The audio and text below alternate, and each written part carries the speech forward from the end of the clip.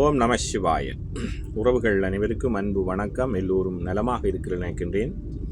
எல்லோரும் நலமாக இருக்க வேண்டும் என்று எல்லாம் வல்ல இறைவனை பிரார்த்தித்தவனாக வளமை போன்ற ஒரு குரலை காணொலி வடிவிலே பதிவிட்டு வருகின்றேன். அந்த வகையிலே இன்றைய தினம் நாங்கள் காண்க இருக்கின்ற குரல் 1330 குரலிலே 485வது குரலாக அமையிருக்கின்றது. உண்மையிலே நல்லொரு குரலாகவும் நல்லொரு உரையாகவும் அமைய பெற்றிருக்கின்றது.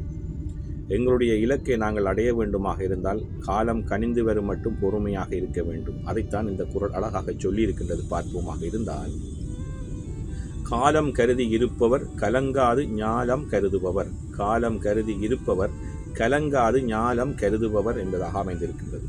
இதற்கு அழகான 3 உரைகள் அமைய பெற்றிருக்கின்றது. அதில் நாங்கள் முதலாவது உரையை பார்ப்போமாக இருந்தால், உலகத்தை கொள்ள கருதுகின்றவர் அதை பற்றி எண்ணி கலங்காமல் அதற்கு ஏற்ற காலத்தை கருதி கொண்டு பொறுத்திருப்பர் என்பதாக அமைந்திருக்கின்றது.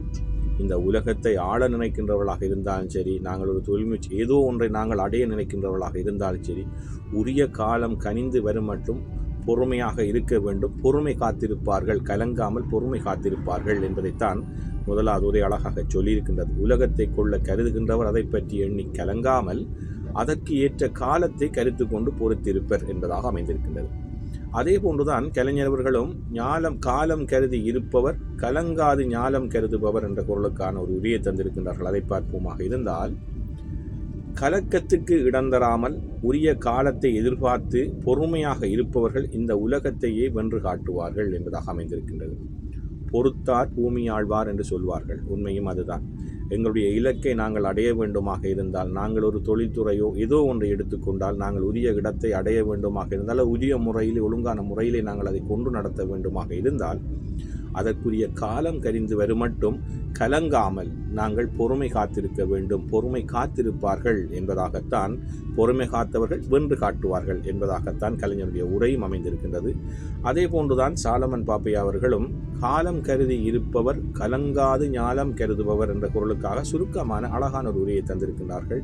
அதை பார்ப்போமாக இருந்தால், பூவுலகம் முழுவதும் வேண்டும் என்றவர் என்போர் ஏற்ற காலத்தை எண்ணி தவறாமல் காத்திருப்பர் என்பதாக அமைந்திருக்கின்றது. பூவுலகம் முழுவதும் வேண்டும் என்போர் ஏற்ற காலத்தை எண்ணி தவறாமல் காத்திருப்போர் என்பதாக அமைந்திருக்கின்றது.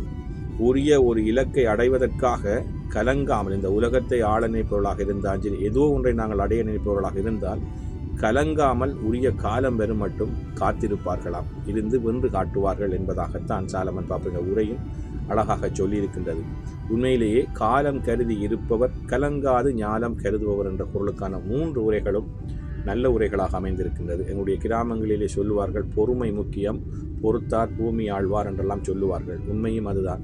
நாங்கள் ஒன்றை அடைய வேண்டுமாக இருந்தால், எங்களுடைய இலக்கை சரியாக நாங்கள் முடிக்க வேண்டுமாக இருந்தால், அந்த காலம் எங்களுக்கு வரும் மட்டும், அதாவது காலம் கனிந்து வரும் மட்டும் நாங்கள் அந்த இலக்கை தவற விடாமல் அந்த பொறுமை காத்திருப்போமாக இருந்தால் நிச்சயம் நாங்கள் அதிலே வெற்றி பெறுவோம் என்பதைத்தான் இந்த குரல் அழகாக சொல்லியிருக்கின்றது.